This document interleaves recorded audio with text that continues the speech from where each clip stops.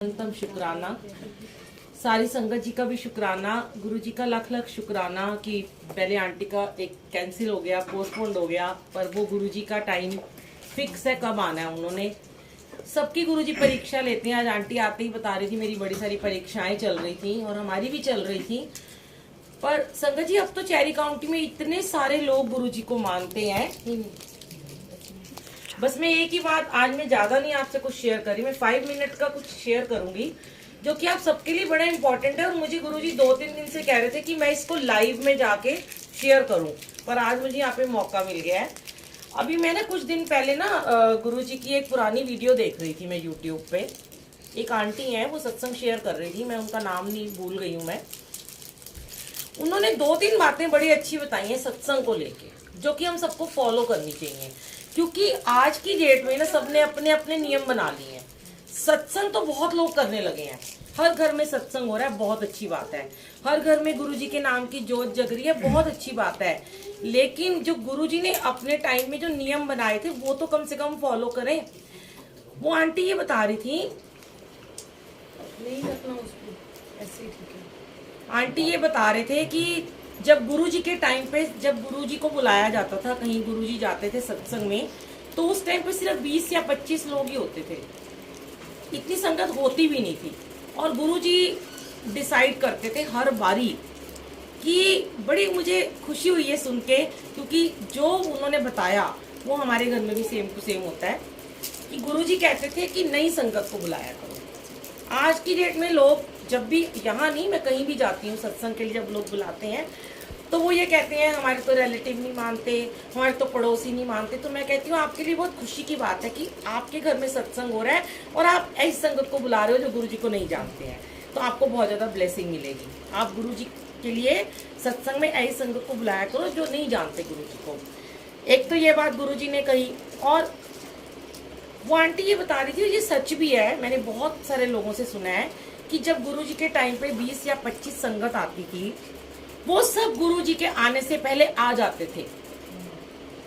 गुरुजी जब गद्दी पे बैठ जाते थे तो दरवाजा बंद कर दिया जाता था। गुरुजी कहते थे जो बाहर खड़ा है अब वो बाहर ही बैठ के सत्संग सुनेगा, जो टाइम पे आएगा वही बस अंदर बैठेगा। तो देखिए, जब गुरुजी ने अपने टाइम में ये चीज शुरू की थी, आज की डेट में सब गुरुजी को मानने लगे हैं। मैं कहती हूँ 90% से भी ऊपर लोग जो है वो गुरुजी को आज की डेट में मानते हैं। पर वो गुरुजी को तो कहते हैं हम मानते हैं, हम गुरुजी वाले हो गए हैं, पर क्या वो गुरुजी की बात को मानते हैं? कि गुरुजी की कही हुई बातों को वो मान रहे हैं क्या? नहीं मान रहे ना। तो जब भी सत्संग शुरू होता है, सत्संग शुरू होने के 5 मिनट पहले आप आया करो। ये बहुत जरूरी होता है कि परिवार के लोग खड़े हैं या कोई सेवादार खड़े हैं और संगत आ रही है, कोई आधे घंटे बाद आ रही है, कोई 1 घंटे बाद आ रही है, फिर वो और एक और चीज नई शुरू हो गई। आज संगत ने कहना शुरू कर दिया कि मैंने देखा है, उसमें ऐसी भी संगत है, मैं किसी का नाम नहीं लूंगी, जो शायद गुरुजी से मिले हुए भी हैं, जो ये कहते हैं हम तो गुरुजी के टाइम की संगत है। वो भी आने के बाद एक बात कहते हैं, जी गुरुजी का हुक्म नहीं था इसलिए हमें देर होगी। ये एक तो बहुत गलत बात है, मुझे इसमें कोई तथ्य नहीं नजर आता कि गुरुजी का हुक्म नहीं था। सेवादार आ रहे हैं, संगत बैठी है जिसके घर में हो रहा है। आपके घर में जब सत्संग होता है तो आप ये सोचते हो मेरे घर में सब टाइम पे आए, पर जब किसी और के घर में सत्संग होता है वहां पे आप टाइम पे नहीं जाते हो। तब ये कह देते हैं जी इनके हुक्म के बिना नहीं माना, इनका हुक्म नहीं होता। लेकिन अगर हम अपने घर से ही समय से सोच के निकलेंगे, बड़े बोल नहीं बोलते, दिल्ली से आने में 2 घंटे लगते हैं, आज गुरुजी ने 1 बजे यहाँ पहुंचा दिया। बताओ, हमारे को टाइम दिखा रहा था जीपीएस 1:30 बजे, क्योंकि 1.5 घंटा पहले आना था। 1 बजे आके आराम से 1 घंटा एसी में हम बैठे हैं। तो ऐसा नहीं है कि सारे घर से खाली होते हैं, सबके घरों में काम होता है, पर एक होता है कि हमारी सेवा है, हमें वो पहुंचना है, अपने गुरु के लिए आना है, क्योंकि उनका स्वागत करना है आपको, ना कि आपने किसी को दिखाने के लिए आना है कि लोग क्या कहेंगे, वो देख ले, बस मेरी शक्ल ही देख ले कि मैं आया हूँ। बहुत सारे लोग ये सोचते हैं कि हमारी हाजिरी लग जाए बस, क्योंकि ये हमारे से बहुत मिलनसार है आंटी, रोज हमें नीचे मिलती है सैर करते हुए, कहीं हमें उलाना ना दे दे। ये चीजें थोड़ी खत्म करो दिमाग से अपने, पहले आया करो, सोचो कि गुरु आपका दरवाजा बंद करने वाले हैं। ये तो आंटी मैं भी कहना चाहती हूँ कि संगत को पहले आना चाहिए। तो गुरुजी अगर आपका दरवाजा अपने टाइम में गुरुजी दरवाजा जो बंद कर देते थे, सही करते थे ना, इसका मतलब वो कि दरवाजे बंद कर देते थे, जो आ गया सो आ गया, फिर बाहर बैठ के सुनो। अब हम लोग साल में 2 बारी चिलिया शुरू करते हैं जिसमें संगत आती है। एक बार 31 मई महासमाधि दिवस से लेकर गुरुजी के बर्थडे तक होता है, एक बार 22 नवंबर से लेकर और न्यू ईयर तक होता है। तो मैंने तो अभी आज ही रास्ते में सेवादारों को बोल दिया कि इस बार 31 मई से जो स्टार्ट होगा चिलिया, हम 4:45 या 5 जो भी हम समय रखते हैं अमृत वेले का, सब समय से पहले आएंगे। 1 घंटा 1.25 घंटे के सत्संग में भी लोग 5:30 आ रहे हैं, 4:45 आ रहे हैं, मंत्र जाप के समय आ रहे हैं, ये अच्छी बात नहीं है। शायद मैं 2-4 दिन से सोच रही थी कि मैं इसको लाइव सत्संग करूँ, और आज मैंने कहा चलो यहीं रिकॉर्ड करके डाल दूंगी, एक ही बात है। थोड़ा सा मर्यादा का ध्यान रखो, क्योंकि कहते हैं ना, आप कहीं डॉक्टर के पास भी जब जाते हो तो डॉक्टर बैठे होते हैं, है ना। आप देखो स्कूल में बच्चों को भेजते हो, जब आपके बच्चे स्कूल जाते हैं तो क्या टीचरें बाद में आती हैं? स्कूल बाद में खुलता है, पहले स्कूल खुल चुका होता है, प्रिंसिपल आ जाती है, टीचर्स आ जाती हैं, सफाइयाँ हो जाती हैं, क्लासेस लग जाती हैं, फिर बच्चे आते हैं। ऐसे ही हमारे गुरुजी आते हैं, फिर हम आते हैं। तो बच्चे टाइम पे आते हैं, अगर बच्चे टाइम पे नहीं आते तो उन्हें पनिशमेंट मिलती है, बाहर खड़े हो जाओ। गुरुजी ने एवं ही नहीं ये बातें बनाई थी कि जो देर से आएगा वो बाहर खड़ा होगा। एज इट इज हमारे भी अभी एडमिशन नहीं हुए, हम भी वो छोटे छोटे बच्चे हैं। तो शुरुआत करो, एटलीस्ट खुद से, अपने आप से शुरुआत करो, ताकि आपको देख के एक के साथ बढ़ते बढ़ते सारी संगत ऐसी बन जाए कि उसको ये इंस्पिरेशन मिले कि हमें भी समय पे आना है। आप किसी का क्या जा रहा है, गुरुजी का भी कुछ नहीं जा रहा, ना ही किसी होस्ट का जा रहा है। जा किसका है, नुकसान किसका हो रहा है? हमारा, जो लेट आते हैं।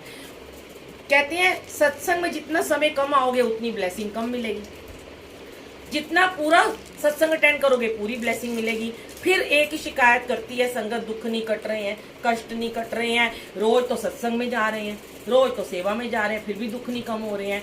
तो गिनो मत कि रोज सेवा में जा रहे हो, रोज जाना भी जरूरी नहीं है। अगर समय है, मैं तो एक बात कहती हूँ, समय पे आओ, नहीं है तो अपने घर में बैठ के सत्संग करो। मत मर्यादा का उल्लंघन किया करो, थोड़ा सा इन चीजों का ध्यान रख लो। बाकी सब कुछ सिंपल है, गुरुजी ने सिंपलिसिटी को ही महत्व दिया है। गुरुजी ये नहीं कहते कि मेरे को बहुत कुछ चाहिए, मुझे बड़े अच्छे पकवान चाहिए, बड़े सारे अच्छे सुंदर चोले चाहिए, सुंदर सुंदर फूल चाहिए। उन्हें आपका सिर्फ भाव चाहिए होता है संगत जी, और वो भाव ही अगर नहीं है तो क्या फायदा है सत्संग में जाने का और सेवा में जाने का। तो थैंक यू गुरुजी, आपने मेरे मन में थॉट डाला। और सॉरी तो मैं खैर नहीं बोलती हूँ, क्योंकि बुलवाते गुरुजी हैं। अभी मैं कल परसों भी एक सत्संग सुन रही थी, बड़ा ही प्यारा, रात को मैं सुनते सुनते सो गई। मुझे उस आंटी का नहीं पता, वो कोई फॉरेन कंट्री में रहती हैं। तो मुझे बस उनकी वो थोड़ी सी लाइन सुनाई दी 5 मिनट की। वो कह रही थी कि मैं जब भी सत्संग बोलने लगती तो मेरी आवाज़ बंद हो जाती थी, फिर मेरे को कोई सत्संग शेयर करने खड़ा करता तो मेरी आवाज़ बंद हो जाती थी। कहती फिर मुझे ऐसा लगता था कि शायद मेरा जो मैं सत्संग शेयर करना चाहती हूँ वो गुरुजी सुनना ही नहीं चाहते।